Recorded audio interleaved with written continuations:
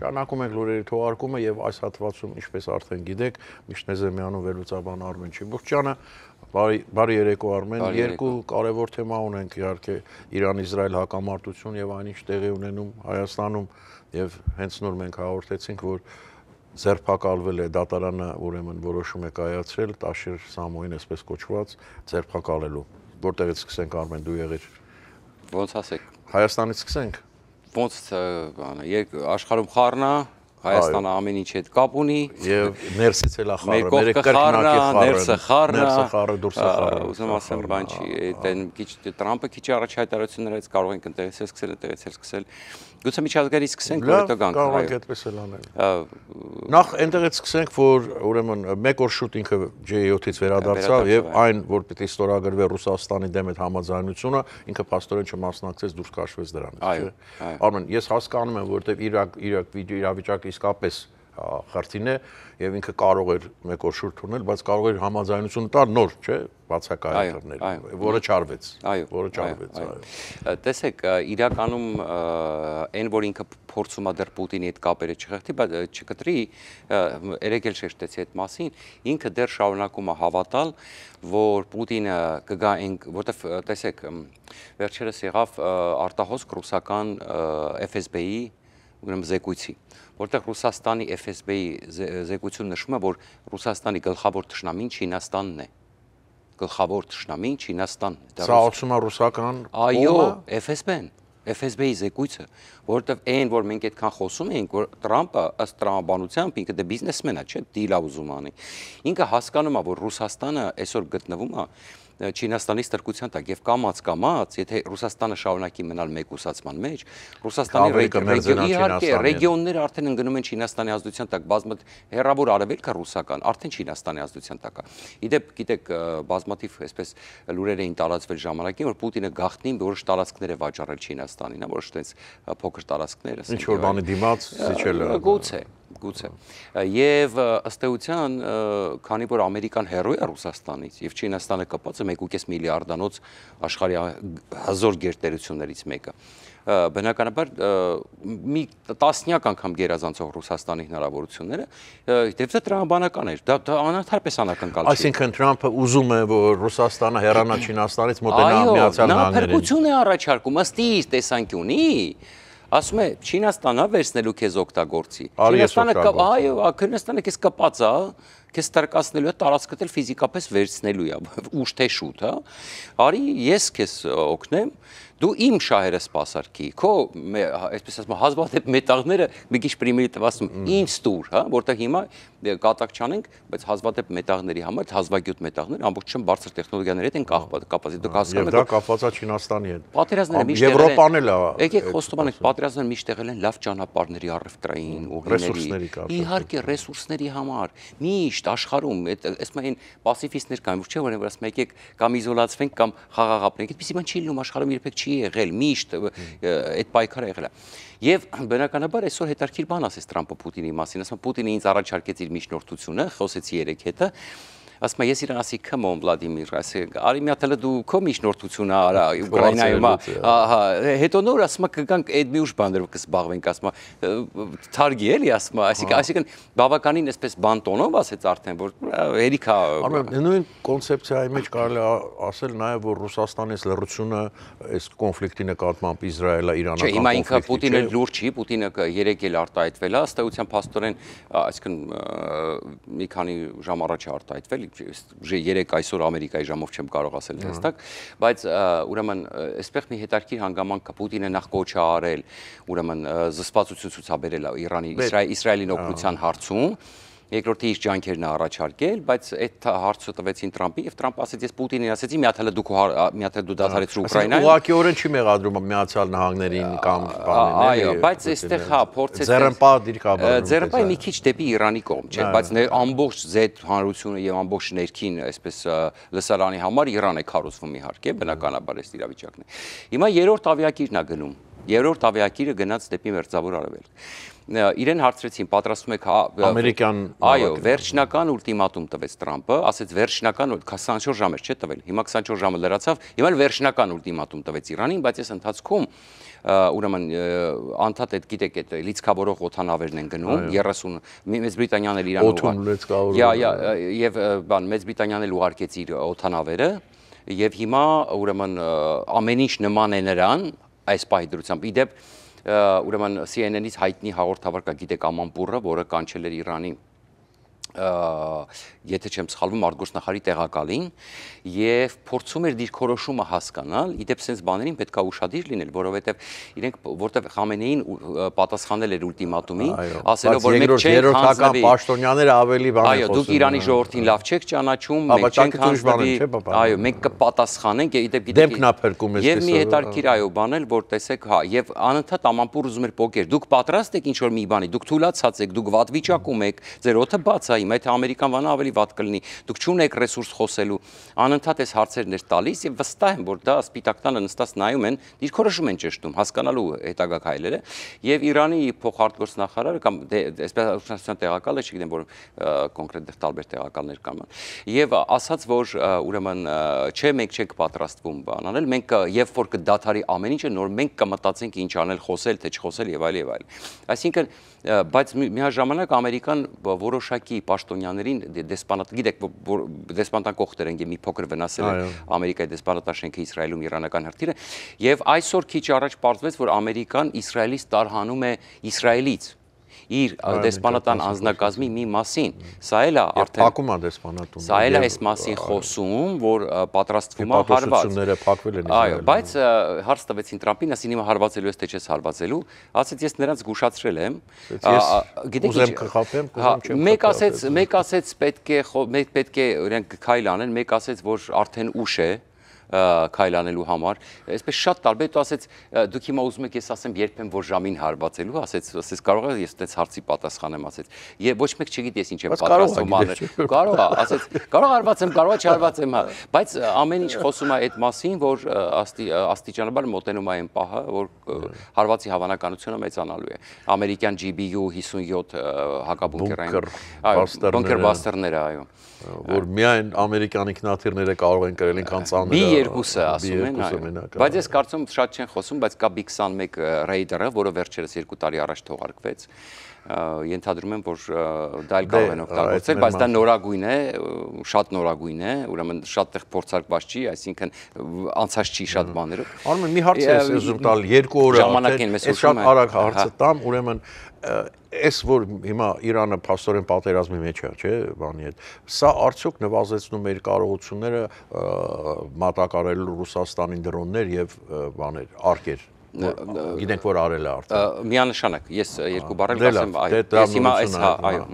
Հիմա գովաստ վերադառնանք ու շարունակենք զրույցը Արմեն Չիբոքչյանի հետ։ Serial ես փնտրում, Tandem սերիայի նոր էպիզոդն ես ման գալիս։ Դու դեռ փնտրում ես, մինչդեռ վիդեոն տապալվեց, գովազդը բացվեց, քեզանից գումար շորթեցին, իսկ դու դեռ հույսում ես։ Մինչ դու փնտրում ես հարթակներ առանց վիրուսների, անverջ սպասում ես, նյարդայնանում ես, իրենք արդեն սերիա 13-ի վերջն են։ Arflix պլատֆորմում մի փնտրիր, ուղակի դիտիր։ Դասամիջոց, Tandem, Sos ինձ, ընդամենը մի կյանք, կայսրության թևերը, շատ շուտով արդեն Vendetta, բաժանորդագրվիր հիմա եւ բացահայտիր սերիաների թեժ զարգացումները առանց սահմանափակումների։ Շաբաթական նոր սերիաները սպասում են քեզ անմիջապես Arflix-ում։ Մի կորի ֆեյքերում, մի փնտրի պատճեններ։ Բարի գալուստ Arflix։ Դիտիր իրականը, պարզ, որակով հասանելի։ Ոչ մի անհասկանալի կայք, ոչ մի վիրուս, ոչ մի վտանգավոր գովազդ։ Միայն զվարճանք։ Երբ դու ես ընտրում ինչ եւ երբ դիտել։ Arflix-ը դա այն հարթակն է, որտեղ ճիշտ ժամանցը հանդիպում է հայկական ինքնատիպության հետ։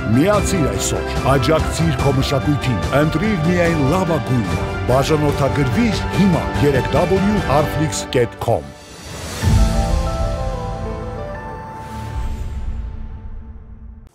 Շարունակում ենք ծրագիրը եւ զրույցը վերլուծաբան Արմեն Չիբոքչյանի հետ։ Արմեն, այս թեման եզրափակենք Իսրայելի, որտեղ Հայաստանում ես ուղղակի բարձաբանեմ, որտեղ չթվա որ ես ուրեմն տեսեք Իրանի կարողությունը տեսեք, իրենք հիմնականում շահեդներով են օգնել եւ շահեդներով, անօթաչուներով։ Դրանց կոմպոնենտներն է, տեսեք, հիմա իրենք արտադրություն ունեն Ռուսաստանում, որ կոչվում է գերань։ Որքանով են իրանցիները սպասարկում կոմպոնենտներով, ուկրաինացիները ենթադրում են, որ այդպիսի բան կա, որ Իրանից որոշակի կոմպոնենտներ այդ գերանների գնում այդ Իրանից։ Այո, այո։ Եվ այնտեղ հավաքվում են։ Եվ այնտեղ հավաքվում է, բայց այստեղ մի նյուանս էլ կա։ Քանի որ շահեդները իրենք իմ ունեցած տեղեկություններով հավաքվում են Չինաստանի տեխնոլոգիաներով, չինական նաև օգնությամբ։ Այստեղ հարցը որքանով է Չինաստանը այդ հարցում միջամտում եւ որքանով է կախվածությունը Իրանից, բայց այն գլոբալ, որ հաստատ նվազելու է, ինչի որտեղ դուք գիտեք, որ բալիստիկ հրթիռների փոխանցման մասին են խոսում։ Եվ ասում են, որ արդեն կա Ռուսաստանում իրանական բալիստիկ հրթիռների որոշակի քանակ, բայց դեռ չի կիրառվում, այդ ոնց որ իրանց ինչի համար են անում, ինչով են օգնում, որ իրենք իրենց ասենք պահուստայինները ծախսում էին եւ լրացնում էին, այսինքն հանգիստ օգտագործում էին, դրանք լրացնում էին իրանականներով։ Չէին օգտագործում, բայց երբ որ դու ունես, դու հանգիստ քոնը օգտագործում ես։ Դրանով ստացվում է, որ միևնույնն է Իրանը օգնում էր։ Հիմա այս, այսինքն եթե մենք գլոբալ վերցնում ենք այս ամբողջ պատկերով, այո, նվազում է միանշանակ Իրանի գործոնը ռուս-ուկրաինական պատերազմում։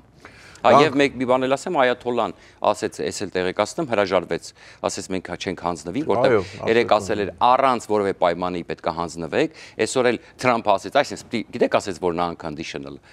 ուրեմն բանը հանձնվել է, ասեց այսինքն, եւ ասեց այդ այս պարագայում ասեց դուք պետքա ուրիշ բան չկա ասեց անելու, որտեղ շատ ավելի ուշ է, ես իրանց 60 օր է տվել եւ բանը եւ ասեց իսկ բայց բանը ասում է կպատասխանեն, Խամենեին ասում է ձեզ Ամերիկային սպառում, ասեց good luck Իրան։ Այսինքն ամեն ինչ այդ գնում է Իրանն էլ պատասխանեց, որ ինքը չի պատրաստվում հանձնվի, այսինքն չընդունեց Ամերիկայի վերջնագիրը։ Հիմա տեսնենք, ինձ թվում է այս 1-2 օրվա ընթացքում նոր զարգացումներ կլինեն։ Դատարանը պարոն Կարապետյանին ձերբակալելու հրաման տվեց ամ։ Այո։ Այո։ Որ մասից սկսենք, որ մասն է հետաքրքրում։ Դա փոքր հաղթանակ է թե չէ։ Բայց պետք է տեսեք, կարևոր է գլոբալ կոնտեքստում նայել։ Իհարկե, բայց գլոբալ կոնտեքստն էլ փոքր քայլերից է, չէ՞ բաղկացած։ Ես այն մարդկանցից եմ եղել, մասը բաղկացած է, ամբողջը մասնիկներից է բաղկացած։ Ես այն մարդկանցից եմ եղել, որ կոչ եմ արել Հայաստանի իշխանությանը դեռ տարիներ առաջ վերցնել Հայաստանի էլեկտրական ցանցերը, վերցնել ռուսական երկաթգծերը։ Ամեն մի րոպե, ես չեմ պատկերացնում, թե ոնց կարող ամբողջ էլեկտրական համակարգը Հայաստանի պատկանել ռուս քաղաքացու, որը այս դեպքում Կարապետյանն է, Ռուսաստանի քաղաքացու։ Չէ, դե այդպես լինում է, ասենք միջև եթե ռուսական գերության էր պատկանում։ Հարցը դա չի, հարցը հետեւյալն է, որ կային դժգոհություններ եւ բացի դրանից դա վտանգավոր էր եւ դուք հիշում եք այդ էլեկտրիկ Երևանի արդյունքում անցավ սա Սամվել Կարապետյանին եւ բնականաբար ես ինքս որևէ ռուսահայ բիզնեսմենի չեմ վստահում, երբեք չեմ վստահել, որևէ ռուսական ընկերության, այնտեղ կլինի կոռուպցիա, ես դատելով ամբողջ այդ բանից, փորձից, որ եկել է ուրեմն նախկինից եւ ընդհանրապես Ռուսաստանի վիճակից, բացառված է, որ այնտեղ աշխատվի Ասում եմ ռուս քաղաքացիա, ոնց ասում ես դա կապ չունի, բա ոնց կապ չունի։ Ամենամեծ կապն է։ Դուք ասում եք, որ իրավունքի տեսանկյունից ունի։ Չէ, ինչ իրավունքի, իհարկե ունի, անօրեն չի, բայց ոնց կարելի է օտար երկու քաղաքացու ձեռքում լինի ամբողջ Հայաստանի էլեկտրացանցը։ Դե այստեղ դիվերսիֆիկացիայի մասին բան չէինք խոսում, բա ասում ենք, չէ, հիմա օրինակ լավ կլինի վերցնեն հեծը տան ֆրանսիացիներին, ուրեմն ինչու մենք չենք կարող կառավարել ինչ-որ մեկին պետք է, ինչ ան, ֆինանսական հարցը, ֆինանսական հարցը, էֆեկտիվության, տեխնոլոգիաների հարցը, այդտեղ բան չի, այդտեղ նորմալ պրակտիկա։ Կարապետյանը հատուկ տեխնոլոգիա է բերել, չէ։ Չէ, Կարապետյանը չի կարող բերել այդ տեխնոլոգիան։ Իմ ասածը հենց այդ է։ Չէ, մենք դրա համար եմ ասում, եկեք տեսեք, հիմա ես դրա համար չեմ փոխեն ամբողջ համակարգը, այդ մասին է խոսքը։ Չէ, տեսեք, նորից եմ ասում, եկեք հասկանանք ում ենք տալի։ Եթե մենք տալիս ենք դա, ասենք լուրջ ընկերության, ես էլ ասում եմ, իսկ ինչու ենք տալիս ինչ-որ մեկին, ինչու չենք կառավարությանը, չէ, որովհետև պետական լինի, որովհետև ընդունված չի, եթե դու ունենաս հայկական մասնավոր ընկերություն, որը ի վիճակի է հեծը տեխնոլոգիապես աշխատել, պետական լինի, ասეთ, չէ, պետականացնել, վարչապետը այդ մասն էր ասում, պետքա պետականացնել։ Բազմիցս այդ մասին խոսվել է, որ ձեռնտուչի չեն կարողանում աշխատացնել, որտեղ կոռուպցիան է ծաղկում, չինովնիկներն են սկսում հարստանալ, այսինքն դուք հասկանում եք, երբ որ ներսում եւ բիզնեսը ավելի էֆեկտիվ է կառավարում, երբ որ դու տալիս ես մասնավորին, մասնավորը եկամուտ է, չէ, դա դու մեկ հետեւ է, որ աշխատողները չգողանան, բայց սա չի վերաբերվում ռուսներին։ Այ իմ ասածը սա էր։ Շուտ պետք է վերցրած լինեին։ Շուտ պետք է վերցրած։ Այսինքն դու ուզում ես, որ ոչ ռուսական լինի, ոչ էլ հայկական լինի։ Չէ, եթե կա հայկական գիգանտ ընկերություն, որը մասնագիտացված է, թող հայկականին տան, խնդիր չկա, դրա մասին չեմ խոսում։ Եկեք այս թեմայի չխորանանք։ Իմ ասածը մենք իրար այսպես ճիշտ չենք հասկանում այս իրավիճակում։ Ասածն է, որ միջազգային կոնցեռները, ընկերությունները իրավունք ունեն այս գործով զբաղվել, օրինական իրավունք կա, բայց սա ռուսներին չի վերաբերում, ռուսների մոտ ամեն ինչ կոռուպցիա է։ Ռուսների մոտ հատկապես ասում այդ բանը, այդ գողությունը շատ ընդունված բան է։ Եվ տեսեք բանը, եւ բացի դրանից թքածական վերաբերմունքը։ Տեսեք ինչքան են բողոքում, որ լույսը ասենք անջատվում է եւ այլն եւ այսպես շարունակ։ Հարցը դրա մասին չի։ Կարելի է տալ ասենք օրինակ բազմաթիվ օրինակ հիմա միջատոմական մենք կարող ենք կառավարել, չէ, տալիս ենք դրսի դա հասկանալի է։ Հա։ Այս է ասածս։ Լավ, Արմեն, հիմա արի ես քեզ ուրիշ հարց տամ։ Ձերբակալման հիմա հրամանը հետեւյալը, տեսեք, ուրեմն սենց ասեմ, բարձր նրանք ովքեր են։ Հիմա երբ որ նա կանգնում է այդպիսի հայտարարություն։ Կարծում ես, որ Ռուսաստանի կողմից ինքը ուղարկված էր այս խեղդժությունը սկսելու համար, չէ՞։ Այսինքն դա սկսեց հստակ երևալ իրենց ռեակցիայից անմիջապես, միանգամից, առանց հարցնելու ինչ է եղել, ինչու համար եք ուզում ձերբակալել միանգամից սկսեցին մեղադրել։ Պրոցեսը շատ հետաքրքիր է, սա շատ ավելի մեծ պրոցես է, շատ պրիմիտիվ չի։ Հիշում եք մենք որ մեկնաբանեցինք, որ Գարեգինը Լավրովի այցից հետո ակտիվացավ։ Այսինքն այս process-ը Գարեգինի հայտարարությունները, այո, հետո process-ը խաթարելուն ուղղված իր ուրեմն Փաշինյանի սկսած խաղաղության process-ը խաթարելու ուղղված իր քայլերը եւ տեսեք, մի բան կարող ենք եզրակացնել, որ այո, եթե եզրասն է գալի հասնում Հայաստան, Գարեգին կամ Կտրիչ ձյաձյայի, հա, ուրեմն եղբայրը տեսեք բոմոնդն հավաք ռուսներն են հիստերիայի մեջ ընկնում եւ այս ամեն ինչից, հա, ուրեմն սա շատ ավելի մեծ process է եւ ավելին ասեմ ձեզ, այսօր չենք հասցնի եւ շարունակությունը վաղը խոսենք, ուրեմն վստահեցնում եմ ձեզ, սա անգամ ընտրությունների հետ էս պահին կախված չի։ Կապված չի։ Այո, անգամ ընտրությունների հետ այս պահին, անգամ այս ինչ որ սկսվեց, անգամ ընտրությունների հետ կապված չի։ Տապալելու փորձ։ Սա շատ ավելի մեծ աշխարհ քաղաքական, այսպես ասում եմ, ինտրիգ թողենք փորձը։ Ավելի մեծ ասելով ինչ պետք է կառավարության տապալումը այդ ներկայացումը։ Կառավարության, տեսեք, կառավարության քայլերը, այսպես ասեմ, դեպի խաղաղության պայմանագիրը, բայց ուշադրություն դարձրեք, լավ է, այսպես ասեմ, ուրեմն ուշադրություն դարձրեք Փաշինյանի հաջորդ այցը որտեղ է։ Այո։ Եվ ինչ process-ները պատրաստվում գնալ, այսինքն գլոբալ, այս ինչ որ հիմա կատարվում է ռուսների անհանգստությունը, այս դեմարշը, որ սկսվեցին, նաև ուրեմն այլ ձևերով է դա արտահայտվում, սա շատ ավելի մեծ process է, քան ուղղակի ուրեմն ներքաղաքական։ Սա է ասածս։ Այսքան այսօրվա համար սիրելիներ, կհանդիպենք վաղը, միշտ տեսություն։ Հաջողություն։